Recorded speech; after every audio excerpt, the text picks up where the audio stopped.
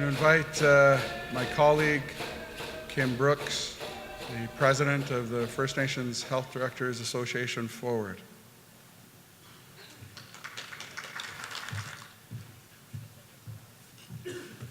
Good morning. Just wonderful. This house is full. Good morning, First Nations Health Directors Association, First Nations Health Council peers, leaders, honored guests, friends, family, and partners. I'd first like to thank our elder, Shane Point, for opening us up in such a good way. It's such an important piece of what we do. Brings our culture right to the fore, much like this beautiful space is bringing our culture right here in this house. And this house sits on the traditional territory of the Coast Salish people, our families, Musqueam, Tsleil-Waututh, and Squamish nations. And we thank them for allowing us to gather here today to do this important work. As Doug said, my name is Kim Brooks. I'm a Tlingit woman from northern BC. I'm a member of the Taka River Tlingit First Nation. I am the president of the First Nations Health Directors Association, and I do that because my job is the department head of Yost Y Health Services with Squamish Nation, and it's actually been my honor to do that work for 10 years this year. So on behalf of the First Nations Health Directors Association and the First Nations Health Council, I have the distinct honor of welcoming you officially to our First Nations Leadership and Health Directors Day. We're excited to be here with you all and for the opportunity to continue our collaborative work together in achieving our shared vision for healthy, self-determining, and vibrant BC First Nations children, families, and communities. And that vision couldn't be more important today as we invite more members of our family into the circle to do the work that we've been doing. As members of the First Nations Health Directors Association, we are working really hard to uphold that vision by making sure that we uphold our mission statement, which is to support culturally strong, experienced, professionally trained First Nations health directors who provide technical advice on research, policy, program planning, and design. And most importantly, we support the implementation of community health plans in the communities that we work with. Those plans are the good work that we've done together to begin to support our families lifting themselves and walk on their own wellness paths. While supporting chiefs in the regions, health directors have assisted in shaping and the development of 5 regional health and wellness plans. Endorsed by the chiefs in their respective regions, the regional health and wellness plans will continue to inform key priorities moving forward for all of our pillar organizations. We know our work is not done, and we know that we need to have more conversations about how best to support our communities. As health directors, you may recall that we began this conversation last October in 2013. This conversation in October 2013, and a dialogue that focused on social determinants of health. It was facilitated for us by Harold Tarbell, and it was at our AGM. And it's very clear to us that you don't talk about health without talking about the determinants of health. You don't improve health. You don't move to wellness without talking about the determinants of health. And the determinants of health are more than just the people in this room.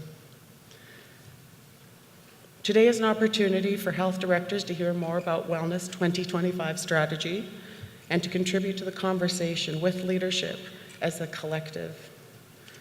Together, we'll continue the dialogue in many other areas of priority, such as moving from lateral violence to lateral kindness, health benefits updates, family violence, and our missing and murdered women, and much, much more, which will be taking place during the many breakout sessions here today, where we can continue this full dialogue together.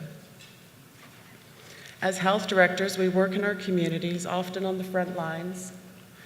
Therefore, we see, know, and understand the health challenges that the members in our communities face. In the front lines means our community members come into our places of work. It means that we run into them in the park. It means that they're our families, our friends.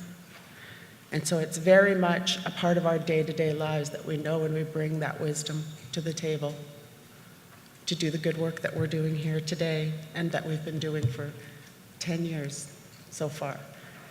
Decades so far, but it's been a really good 10 years. While managing our health centers, we also provide technical advice to our chiefs and council. It is the same lens and technical expertise function that our association brings to this conversation, and is one of the three pillars and partners, and contribute to this dialogue that we are having today. This ongoing collaboration is how we will continue to combine our success as partners, not samat shkwalowans. A few recent examples where the FNHDA, the First Nations Health Directors Association, and the First Nations Health Authority have partnered to achieve and deliver tools and training to our communities and frontline workers include a recent suicide prevention, intervention, and postvention forum, which recently launched the Hope Health Healing Toolkit for responding to suicide. And we had partners, we had our health directors attend that training, and we had alcohol and drug workers attend that training, and we saw a real opportunity beyond the scope of the members of our association. Our gift is to bring that training and that capacity building and learning, so why wouldn't we invite more into the circle? The Respecting Tobacco training sessions that were held in each of the 5 regions, 2 of them were up in the north.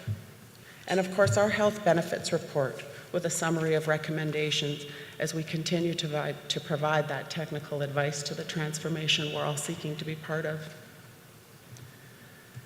So today offers another opportunity to better understand the relationship of our work, where we each play a different yet linked role, and how we can support one another to achieve our goals.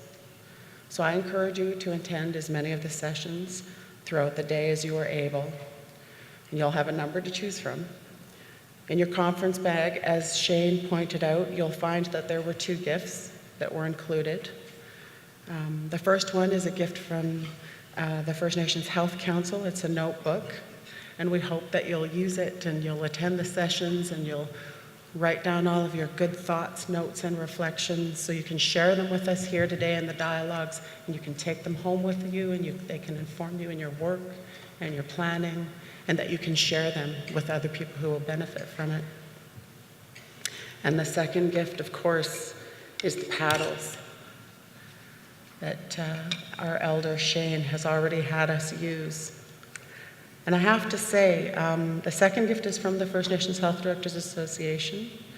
We want you to join in the traditional singing and the cultural procession and all the activities and opportunities that you'll have over the coming days.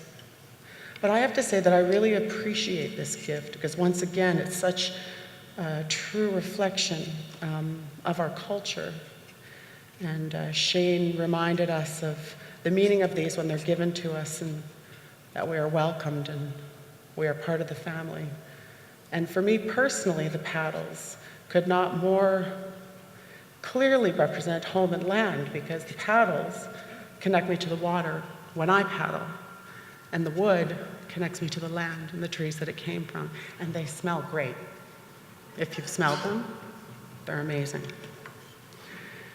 So it's truly exciting that we're on this journey together. And as been said before, and I'll say it again, that we are better together. Our united voice is so much stronger than each of our individual ones. So we'll roll up our sleeves today. We'll continue to be an active part of the solutions. And simply by your being here today tells us your commitment to do this work. And for that, I am thankful. Ahlen, Gonachich, Hochka.